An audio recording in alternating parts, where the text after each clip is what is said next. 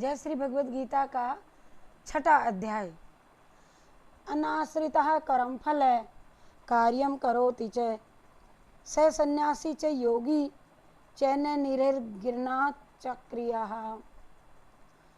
श्री कृष्ण जी कहते हैं कि जो कर्म के फल को न चाहता हुआ करने योग्य कर्म करता है वह सन्यासी और योगी और केवल अग्नि का त्याग करता है। वह सन्यासी और योगी और केवल अग्नि का त्याग करने वाला सन्यासी योगी नहीं है। क्रियाओं को त्याग करने वाला सन्यासी भी योगी नहीं है। श्री कृष्ण जी कहते हैं कि हे अर्जुन, जो कर्म के फल को ना चाहता हुआ भी करने योग्य कर्म करता है वह सन्यासी और योगी और केवल योगी। अग्नि का त्याग करने वाला सन्यासी योगी नहीं, क्रियाओं को त्याग करने वाला सन्यासी ही योगी होता है। और क्रियाओं को त्याग करने वाला सन्यासी भी योगी नहीं। हे अर्जुन, जिसको सन्यासी भी ऐसा कहते हैं उसी को तू योग जान। और क्योंकि संकल्प को न त्यागने वाला कोई पुरुष योगी नहीं होता। समत्व बुद्धिमान योग के लिए योग की प्राप्ति में निष्काम भाव से कर्म करते हुए कहा है कि योगारूढ़ पुरुष के लिए सर्व संकल्पों का अभाव कल्याण हेतु कहा है। उस काल में ना तो इंद्रियों में आसक्त होता है वह और तथा ना कर्मों में ही आसक्त होता है। और उस काल में सर्व संकल्प का त्यागी पुरुष योगारूढ़ कहा जाता है। यह योग रूढ़ता कल्याणमयी कही जाती है। इसीलिए प्राणी को सदैव चाहिए कि अपने द्वारा अपने संसार रूपी सागर से उद्धार करे, अपना स्वयं ही उद्धार करे, कि अपने द्वारा अपने संसार रूपी सागर से उद्धार कर ले और अपनी आत्मा को अधोगति में न पहुंचावे। क्योंकि यह जीव आत्मा आप ही अपनी मित्र है और आप ही ये जीव आत्मा अपनी शत्रु है। उसे इसमें बड़ा ना तो कोई प्राणी का मित्र है इसका और ना ही कोई शत्रु है इससे बड़ा। उस जीवात्मा का तो आप ही मित्र है और आप ही शक्ति के से मन और शरीर जीता हुआ है। यह उस समय शत्रु होता है जब आप मन, शरीर और इंद्रियों पर विजय प्राप्त कर सके हों। और हे अर्जुन, सर्दी, गर्मी, भूख, दुख और मान अपमान में जिसके अंतःकरण की वृत्तियां अच्छी प्रकार शांत हैं अर्थात विकार रहित हैं, ऐसे स्वाधीन आत्मा वाले पुरुष के ज्ञान में ईश्वर की शक्ति के अतिरिक्त और कुछ है ही नहीं। यानी ईश्वर की शक्ति के सिवाय और कुछ है ही नहीं, अर्थात ईश्वर ही उस आत्मा में विराजमान है जिसका अंतःकरण ज्ञान विज्ञान से तृप्त है तथा विकार रहित है। स्थिति पर जिसने अच्छी प्रकार विजय पाई हुई है और जिसके लिए मिट्टी पत्थर स्वर्ण समान है, वह योग युक्त अर्थात भगवान की प्राप्ति वाला है, ऐसा कहा गया है। जो प्राणी सबका हित करने वाला है, जो शत्रु से उदासीन, मध्यस्थ, द्वेषी और बंधुजनों में तथा धर्मात्माओं में और पापियों में भी विराजमान है, अति उत्तम है। इसीलिए उचित है कि जिसका मन और इंद्रियों सहित शरीर जीता हुआ है, ऐसा वासना रहित और संग्रह रहित योगी एकांत में बैठ करके आबादी से दूर अपने मन को सच्चे हृदय से ईश्वर में ध्यान लगावे और मन को एकाग्र करके मन और इंद्रियों की क्रियाओं को वश में करके अंतःकरण की शुद्धि के लिए योग का अभ्यास करे। उसकी विधि इस प्रकार से है, मन को दृढ़ करके अपनी नासिका के अग्रभाग पर देख करके अन्य दिशाओं को न देखता हुआ ब्रह्मचर्य के व्रत में स्थित होकर के भय रहित शुद्ध मन से सावधान होकर अपने चित्त को मेरे ध्यान में लगा करके मुझे वरण कर ले।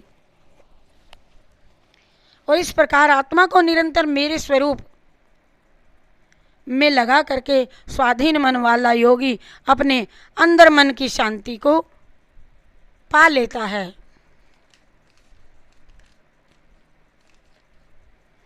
और परंतु हे अर्जुन, यह योग ना तो बहुत खाने वालों के लिए है, सिद्ध नहीं है, और ना बिल्कुल खाने वालों को तथा अतिशय करने वाले और स्वभाव वालों को और ना अत्यंत जागने वालों को सिद्ध होता है, और ना अत्यंत सोने वाले को। यह दुखों का नाश करने वाला योग तो यथा योग्य आहार और विहार करने वालों को तथा कर्मों में यथा योग्य चेष्टा करने वालों को और यथा योग्य शयन करने तथा यथा योग्य जागने वालों को ही सिद्ध होता है। यह मेरा बताया गया योग। हे अर्जुन, इंद्रियों से शुद्ध हुई सूक्ष्म बुद्धि ग्रहण करने योग जो अनंत आनंद है, उसको जिस अवस्था में योगी अनुभव करता है और जिस अवस्था में स्थित हुआ योगी भगवत स्वरूप से चलायमान वह नहीं होता। परमेश्वर की प्राप्ति उस रूप जिस लय को प्राप्त होता है उससे बढ़कर कोई लाभ नहीं मानता, और भगवत स्वरूप जिस अवस्था में स्थित हुआ योगी बड़े भारी दुख से भी प्रभावित नहीं होता। जो दुख से भरे हुए संसार के संयोग से रहित है तथा जिसका नाम योग है, उसे जान लेना चाहिए कि इसे सच्चे मन और पूर्ण लगन से ही करना उचित है।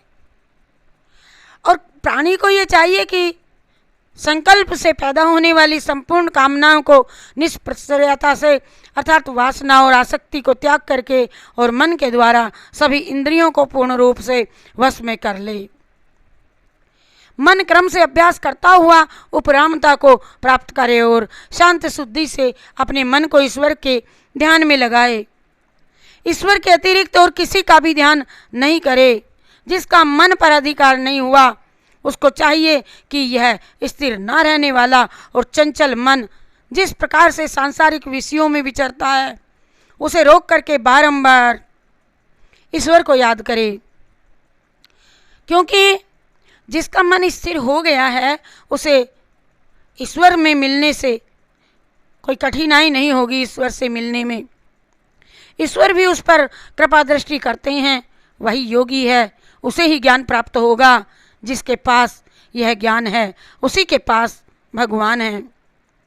वही जीवन के सच्चे आनंद को प्राप्त करता है। हे अर्जुन, जिसका अपने मन पर अधिकार है और जिसका अपने मन पर अधिकार नहीं हुआ, स्थिर नहीं हुआ, मन चंचलिए विषयों पर में विचरता है, रोक कर अर्थात बारंबार प्रभु में नहीं लगा, उसका जिसके पास ज्ञान है उसी के पास भगवान है और वही जीवन के सच्चे आनंद को प्राप्त करता है।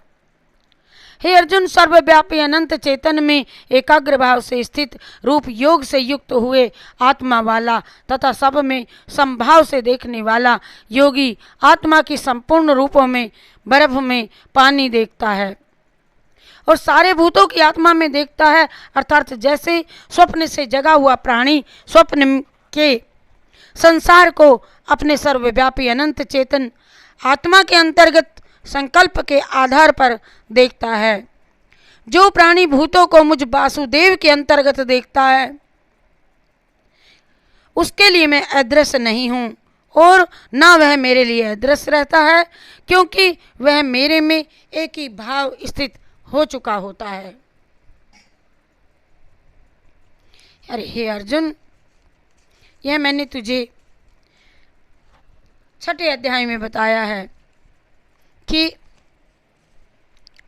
इस तरह जो प्राणी एक ही भाव से स्थित हो संपूर्ण भूतों में मुझ ही को देखता है, वही प्राणी मुझ में और मैं उसी में हूँ निसंदेह भगवान की ओर आकर्षित किया जाता है। जो तथा समत्व बुद्धि रूपी योगी का प्राणी भी वेद में कहे हुए समान कार्यों को फल उल्लंघन कर जाता है, जबकि इस प्रकार के प्रयत्न करने वाला योगी भी परम गति को प्राप्त हो जाता है। योगा स्वरूप को जानने की इच्छा करने वाला भी केवल योग को नहीं पाता है, अपितु वेदोक्त कर्म फल से अधिक फल पाकर के मुक्त हो जाता है। और योगी इस प्रकार प्रयत्न करता रहता है कि उसके पाप दूर हो जाते हैं और वह योग की सिद्धि पाकर के परम गति को पा जाता है। हे अर्जुन, तपस्वियों, कर्मनिष्ठों, ज्ञानियों से योग ही श्रेष्ठ होता है। योगाभ्यास से जीत सकते हैं हम। इसीलिए हे अर्जुन, तुम योगी बनो और श्रद्धापूर्वक मुझ ही में सदैव मन को लगाओ, और जो मुझे याद करता है और जो मेरा भजन करता है वह हर कार्य को करने से पहले सच्चे मन से मुझे अर्थात ईश्वर को स्मरण करता है, वह संपूर्ण योगियों में श्रेष्ठ है। उससे प्रिय मुझे इस संसार में और कोई है ही नहीं। हो कृष्ण राधे की जय, राधे कृष्णा की जय, कृष्ण राधे की जय, राधे कृष्णा की जय, मुरली वाले कन्हैया तेरी जय जय जय, बंसी वाले कन्हैया तेरी जय जय जय।